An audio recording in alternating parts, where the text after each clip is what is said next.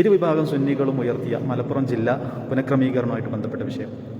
അതിൽ മനസ്സിലാക്കേണ്ട ഒരു കാര്യം, ഞാൻ വ്യക്തിപരമായിട്ട് മനസ്സിലാക്കുന്നത്, ഈ ജില്ലാ വിഭജനം അല്ലെങ്കിൽ ജില്ലാ പുനഃക്രമീകരണം എന്നത് അത് വസ്തുതയാണെന്നും അത് ആവശ്യമാണെന്നും ബോധ്യമുള്ളവരാണ് യഥാർത്ഥത്തിൽ കേരളത്തിലെ പ്രബുദ്ധരായ രാഷ്ട്രീയക്കാർ. നാടിനെക്കുറിച്ചും പ്രത്യേകിച്ച് മലപ്പുറം ജില്ലയെക്കുറിച്ചും ജില്ലയുടെ ജനസംഖ്യയെക്കുറിച്ചും ബോധ്യമുള്ള ഒരാൾക്ക് ഒരിക്കലും അത് നിഷേധിക്കാൻ കഴിയില്ല. അത്രയും യാഥാർത്ഥ്യമായ കാര്യമാണ് ആ പറഞ്ഞിട്ടുള്ളത്, മുസ്ലിം നേതൃത്വം ഉണർത്തിയിട്ടുള്ളത്. അതിലെവിടെയും മതത്തെയും വർഗീയതയെയും ഒന്നും കാണേണ്ട കാര്യമില്ല. പക്ഷെ നേരത്തെ ഈ പറഞ്ഞതുപോലെ ഇതൊക്കെ സത്യമാണെന്നും ആവശ്യമാണെന്നും ബോധ്യപ്പെട്ടിട്ടും എന്തുകൊണ്ടായിരിക്കും രാഷ്ട്രീയക്കാർ ഇതിനോട് അനുകൂലമായ സമീപനം എടുക്കാത്തത്? എന്തുകൊണ്ടായിരിക്കും അവർ ഈ ചർച്ച മുന്നോട്ട് കൊണ്ടുവരാത്തത്? ഈ ചർച്ചക്കൊപ്പം നടക്കാത്തത് എന്തുകൊണ്ടാണ്? ആരെയാണ് ഭയക്കുന്നത്? എത്ര കാലം ഭയന്നുകൊണ്ട് ജീവിക്കും? സംഘപരിവാറിനെ ഭയന്നുകൊണ്ട് എത്ര കാലം ഇത്തരത്തിലുള്ള ആവശ്യങ്ങളിൽ നിന്ന് പിന്തിരിഞ്ഞ് നടക്കും? എന്താണ് സംഭവിക്കുക? മലപ്പുറം ജില്ല വിഭജിച്ച് അല്ലെങ്കിൽ പുനഃക്രമീകരിച്ച് മറ്റ് ജില്ലകളുടെ ഭാഗങ്ങൾ, പാലക്കാട്, തൃശ്ശൂർ ജില്ലകളുടെ ഭാഗങ്ങൾ ഉൾപ്പെടുത്തിക്കൊണ്ട് ഒരു ജില്ല ഉൾപ്പെടുത്തി, ജില്ല ഉണ്ടാക്കി എന്നതുകൊണ്ട് ഇപ്പോൾ എന്താണ് ഇവിടെ സംഭവിക്കാൻ പോകുന്നത്? ഇവിടെ ആഹ്വാനം ചെയ്ത നേതാക്കന്മാർ പറഞ്ഞത് എന്താണ്? മതത്തിൻ്റെയോ അല്ലെങ്കിൽ സമുദായത്തിൻ്റെയോ അടിസ്ഥാനത്തിൽ വേർതിരിക്കണമെന്നല്ലല്ലോ, തികച്ചും ശാസ്ത്രീയമായ പഠനം നടത്തിക്കൊണ്ട് അത്തരത്തിലുള്ള പ്രവർത്തനങ്ങളിലേക്ക് കടക്കണമെന്നാണ്.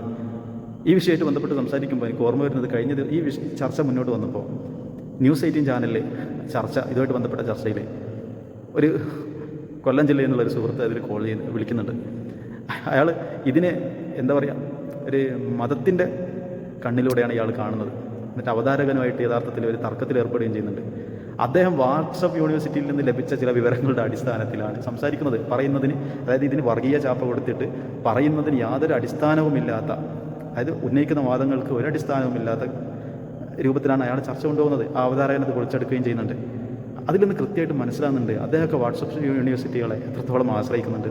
അവരൊക്കെ അംഗമായിട്ടുള്ള ഗ്രൂപ്പുകളിൽ വരുന്നത് എത്രത്തോളം വിഷലിപ്തമായ ആശയങ്ങളാണ്, അതുപോലെ തന്നെ വിഭാഗീയത ലക്ഷ്യമിടുന്ന ആഹ്വാനങ്ങളാണ് അദ്ദേഹമൊക്കെ അംഗമായിട്ടുള്ള വാട്സപ്പിലൊക്കെ വരുന്നതെന്നാണ് ഞാനിങ്ങനെ ചിന്തിക്കുന്നത്. അദ്ദേഹം ഇതിനെതിരായിട്ട് അഭിപ്രായം പറയുക എന്നത് തെറ്റൊന്നുമല്ല. ഒരു വിഷയം പറയുമ്പോൾ അതിന് നെഗറ്റീവായിട്ടും പോസിറ്റീവായിട്ടൊക്കെ അഭിപ്രായം ഉണ്ടാകാം. പക്ഷേ അതിനെ വിമർശിക്കുന്നവർ ആ വിമർശിക്കാനുള്ള കാരണങ്ങളെ കൂടി ഉൾപ്പെടുത്തണം, അതുകൂടി പറയണം, മാന്യമായ രൂപത്തിൽ പ്രതികരിക്കണം, വസ്തുതാപരമായിട്ട് സംസാരിക്കണം. ഇതിലെവിടെയും മതത്തിൻ്റെയോ അത് സമുദായത്തിൻ്റെയോ കാര്യങ്ങളൊന്നും കൊണ്ടുവരേണ്ട കാര്യമില്ല. ശാസ്ത്രീയമായ പഠനങ്ങൾ ഉൾപ്പെടുത്തിക്കൊണ്ട് എന്ത് ചെയ്യാം, ഈ ജില്ലാ വിഭജനം അല്ലെങ്കിൽ ജില്ലാ പുനഃക്രമീകരണമായിട്ട് മുന്നോട്ട് പോകുക. ഇത് അവിടെയുള്ള മുസ്ലിങ്ങളുടെ മാത്രം ആവശ്യമല്ല. മലപ്പുറം ജില്ലയിലും ഭൂരിപക്ഷം മുസ്ലിങ്ങളാണെന്ന് കരുതി ബാക്കിയുള്ള ആളുകൾക്ക് ഇതിന് ഉപകാരം കിട്ടില്ല എന്നുണ്ടോ? അങ്ങനെയല്ല. ആ നാട്ടിൽ ജീവിക്കുന്ന എല്ലാ സമുദായങ്ങൾക്കും, മതമുള്ളവനും മതമില്ലാത്തവനും എല്ലാവർക്കും ഉപകാരപ്പെടുന്നതാണ് ജില്ലാ പുനഃക്രമീകരണം എന്ന് പറഞ്ഞാൽ. അത് ജനപ്രതിനിധികളുടെ ശ്രദ്ധയിൽ കൊണ്ടുവന്നത് മുസ്ലിം സമുദായത്തിലെ നേതൃത്വമാണ്.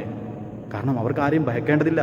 ഇവിടെയുള്ള നിലവിലുള്ള രാഷ്ട്രീയ പ്രഭുക്കൾ എന്തുകൊണ്ടാണ് ഈ ചർച്ചകൾക്ക് നേതൃത്വം കൊടുക്കാത്തത്? ഇതിന് സംഘപരിവാറിനെ പേടിച്ചിട്ട്.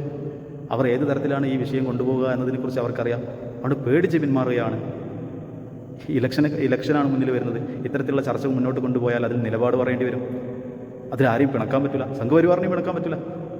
അത് കൃത്യമായിട്ട് ബോധ്യമുള്ളത് കൊണ്ടാണ് നമ്മൾ ഇന്നീ കാണുന്ന രാഷ്ട്രീയ നേതൃത്വമൊന്നും ഈ ചർച്ചയിലേക്ക് വേണ്ട രൂപത്തിൽ ഇടപെടാത്തത്.